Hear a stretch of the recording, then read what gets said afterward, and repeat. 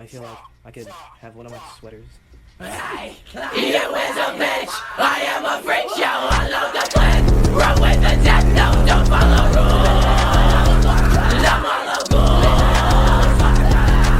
A big smile. Hostile but my lifestyle. Profile guy.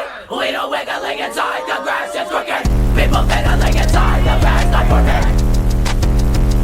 I see the minuses. Yes. You forgot the pluses, dear.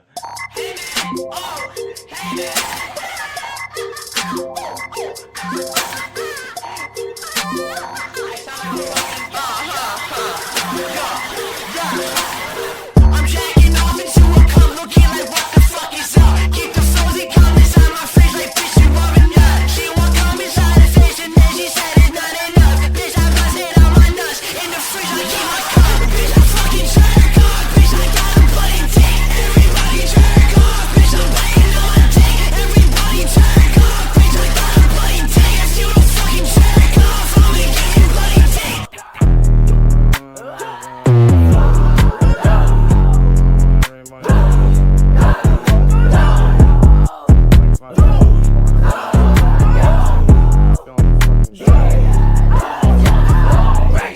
I'm a fucking faceless. I'm stuck in the cages, rolling the cases. I'm taking the pagans, they can't release them. Look at the season, nobody believe it. I fed on the pieces, my tongue ain't greasing. I told him to dip, down the clock and I shot him in the head.